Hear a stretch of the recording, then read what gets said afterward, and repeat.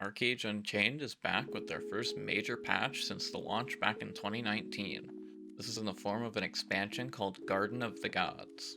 However, things are not all pleasant, as it appears that Gamigo is going back on their original promise to deliver ArcheAge Unchained as a one-purchase game, and are instead locking content and gear progression behind a paywall.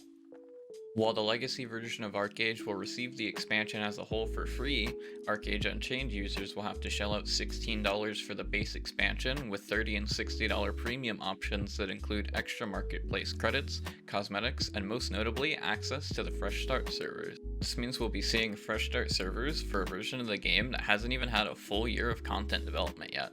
The specifics of Garden are kind of being left in the dark, as currently we have no patch notes or private test server to really understand what we're getting with the DLC.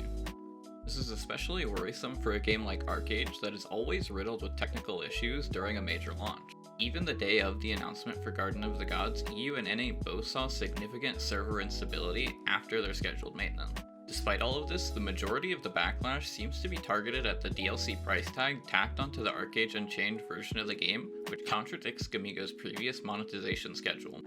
Many angry players are looking back to old interviews, such as one published in late September 2019, where the then head of development for ArcheAge Unchained, Mervyn Lee Kwai, aka Krolan, specifically affirmed that all future ArcheAge content will be free of purchase on both Legacy and Unchained versions of the game. However, times are hard, and it seems possible that AAU is not meeting its financial goals, which could be a big reason for the sudden shift in tune for Gamigo and their monetization strategy. In a recent news post by community manager ArcheAge, they say it's become increasingly challenging to continue to deliver the Unchained version of the game while remaining true to their pillars of fair-to-play monetization.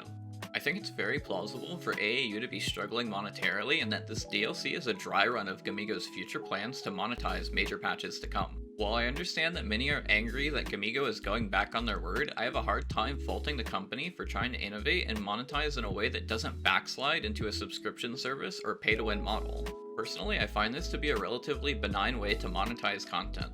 $16 is barely more than a WoW subscription, and yet here we are paying it once, maybe twice a year if Gamigo moves forward with this kind of monetization in the future. With that being said, I'm interested to see how Gamigo handles this pushback, and I'd love to hear what you guys think of this in the comments below.